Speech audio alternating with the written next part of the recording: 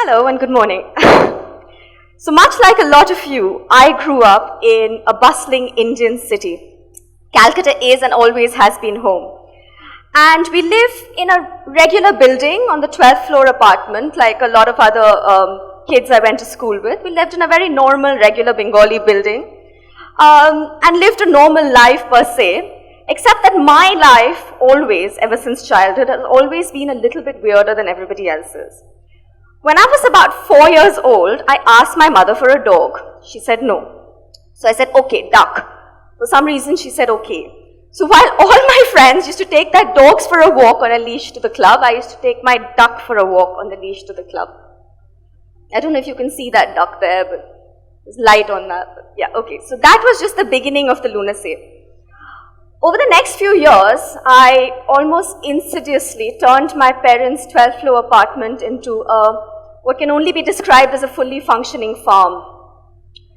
These are the sort of animals I had living inside the flat, and yeah, those are the numbers.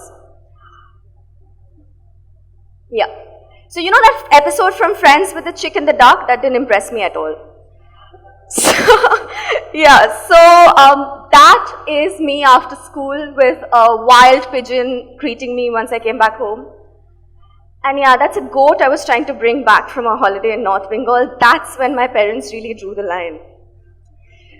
A few years later, much to the disapproval of very stern school authorities, I became a child actor in Calcutta. So a large part of my childhood was also spent on set. That's where I fell in love with cinema. So when a time came in life and I had to decide what I wanted to do with my life, I decided to put my two favorite things together, films and animals, and emphatically declared that I was going to be a wildlife filmmaker. And with that decision, I basically gave up everything that was stable, safe, secure, predictable, conventional, and tumbled headlong into a life of chaos but unimaginable fulfillment. Now, most of us live life on autopilot because it's easy to exist in neat little boxes. Instead of living life, we let life live us. Instead of doing things, we let things be done to us. But do we really want to be going through life doing that without actually engaging in something that we love, a cause that we're really passionate about in some form or another? Do we want to be waking up every day at first thing in the morning, brushing your teeth, checking the news update, much good that does, and then rushing off to work, coming back home at 10, having a drink, growing middle-aged, and at some point you might want to stop and ask yourself what you did with your life, but you won't have time to wait for that answer because you have another meeting the next morning, and before you know, you're 65 and it's time to get a heart attack. So when I came to that crossroad in life and I saw all my peers beginning to join that rat race of success, of getting jobs, of getting rich, of getting married, of robotically ticking the boxes that they didn't really want to be ticking, I chose to pack a backpack and disappear to Africa. Now, Africa was the starting point of it all for me. That's where it all started. And, it's all very well to be talking about passions and things like that.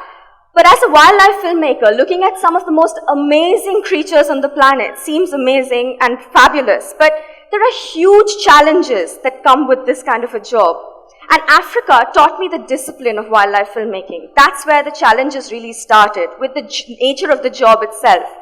Just to give you an example, an average day for a wildlife filmmaker starts before the sun has even begun to rise. You have to be on location by the time the light even starts coming in.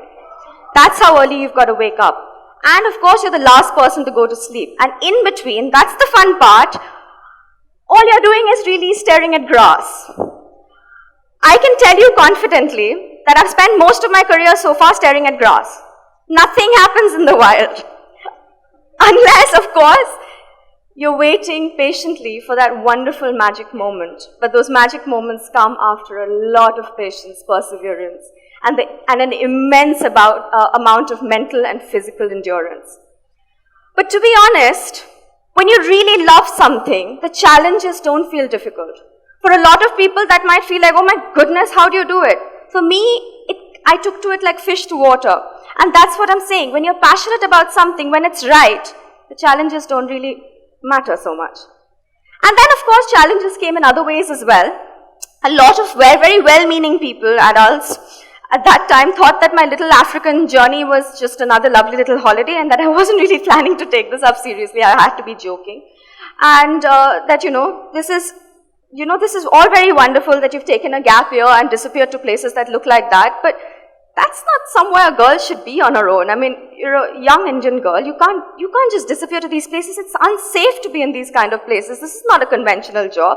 It's very nice, do it as a hobby. But it's really not, something that, a job that looks like that can't possibly be giving you stability. So do it as a hobby, take something up more serious, become a lawyer, save other people the money they should have lost and so on.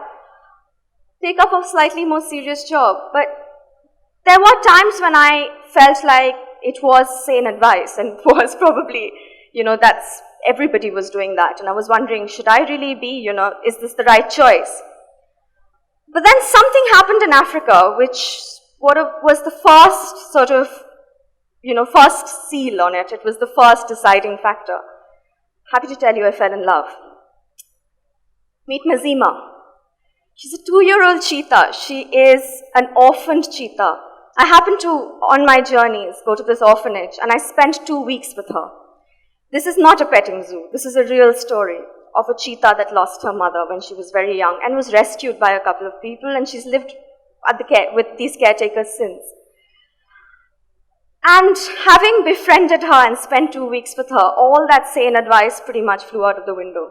Because when you have moments like this, how can you turn back on your love? How can you not go ahead with it?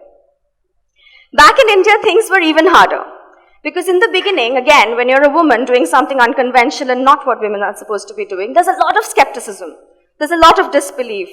And there were times when I was facing, when people would say, you're a what? You're a wildlife filmmaker. Okay, that's nice.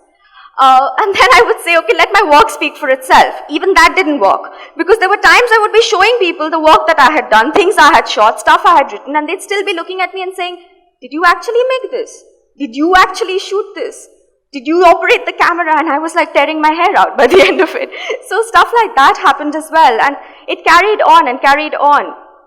And there were times when there were all kinds of, there were ideas I didn't get funding. There were permission issues that didn't happen. So when you ask, you might wonder, why did I stick with it? Despite all the dissenting voices, why did I stick with it? I stuck with it because of what I saw. The more I traveled, the more I realized how beautiful and fragile this earth is. How there are places that we don't even know exist and that are in our very own backyard. My biggest problem was indifference. Was modern life indifference to the planet. And that's why I started making films that were not aimed at people who already love nature, people who are already inclined towards watching Animal Planet, watching Discovery. I made films for people who were indifferent, who couldn't be bothered whether, they'd flip over to something. It's not something that they love. So I started telling stories that would engage them more than anything else. And some of them became realities, some of them didn't. Like I said, there were ideas sometimes, never got the funding to make them. But there were stories everywhere, and that's what kept me going. And in between all those things, there were lots and lots of moments where you feel like giving up. But then there were those amazing magic moments. Like this one time in Assam, where a gibbon decided to become a bit too friendly, sit on my camera and decide to look for lice in my hair. I believe this actually, she's like sitting on the 5D on the lens as a seat. So we need to not do that. Ow, ow.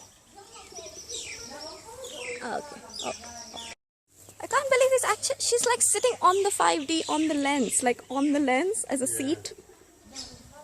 So we need to not do that. Ow, ow. Okay. Then there was this other time where I was filming gharials, and that gharial thought it could eat me as soon as it was out of the egg. It was a very cute moment. And there was also a time when I could, interview the penguin. So there's been all sorts of these sort of things on the go. And sorry, can we let's go back? Yeah. But the big turning point in my career came when I went to New Zealand to do my post-graduation in science and natural history filmmaking. Now, getting there itself was a massive hassle because, first of all, the prerequisites of the course were quite tough. Getting in was hard. I had to go through a whole lot of interviews and all kinds of other things. Then came the whole funding part. It's an expensive course, so I had to apply for scholarships and the amount of work that goes into that. So you've got to have a whole portfolio before you even started doing your post-graduation. So all that hard work finally got in there, and then it was the most incredible experience because I learned the craft of filmmaking and all of that, and finally it was time for me to make my first big real film. And when I say big real film, I mean that my budget was $800. It's like 50,000 rupees. So I was given $800 very generously and said, now make a film. But that was not the point. The point is, here I had an opportunity and this limited amount of money. All I knew was, this is what I have, this is what I have got. I have got to do the very best with what is available to me. So I kept searching and kept searching for ideas until I found a beautiful little story. So there are only 125 kakapo parrots in the world, and they all live on this island called the Codfish Island in the middle of the Pacific Ocean. Now that itself is an amazing conservation story, but what's even more amazing is one among these 125 kakapo parrots is convinced he's a human being. His name is Sirocco, and he's an absolute superstar in New Zealand because he's an absolute character. And they're very adorable. They look like something between a cross between a teddy bear and a parrot, really. They're 3 kilos, they're nocturnal, and they don't fly. And that film, Sirocco, it's a rags to riches story about his life, how he became this superstar celebrity. He's the only bird in the world with a government job. I'm going to show you a little clip from the film before I move on. Driven. It's a 60-minute drive to his 5-star high-security accommodation, where he can finally drop his guard.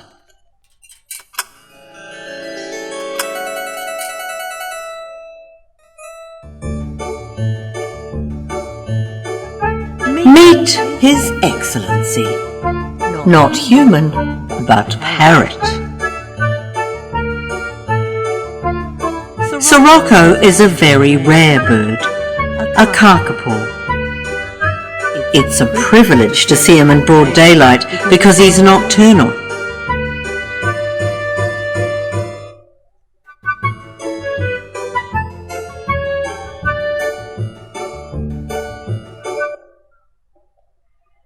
So when I was making this documentary, I didn't obviously have the slightest clue how far it was going. I was doing it because I loved doing it.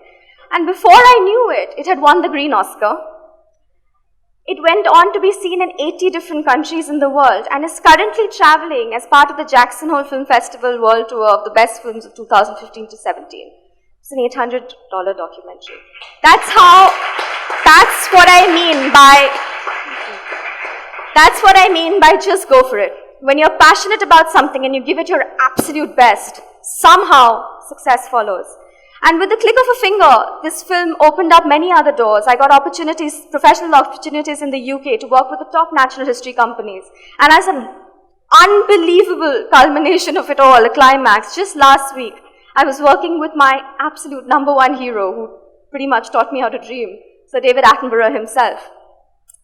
I was on shoot with him and I can't tell you how amazing that was. So my point is quite simple. There's going to be times where you are going to, if you're going to follow your passion, there's going to be times when you're going to want to quit. There have been times where I have felt, I don't know what I'm doing. I've driven blind, I've run on empty, and I have almost never known what's coming around the corner. But the one thing that I've done is stuck it out. I have stuck with it. Because when you stick with it, you have what I call the Mazima moments, and those are the defining moments. Because once you have those, there's really no turning back. So there's nothing to be intimidated by all the setbacks. That's 100% going to happen if you choose a career, if you choose anything, not even a career, any part of your life, to follow something unconventional. If you're chasing a cause, those setbacks are 100% going to happen. The trick is to remember that between those setbacks, you're going to have those amazing moments, and probably going to have a lot more stories to tell than a lot of other people on the planet. Thank you.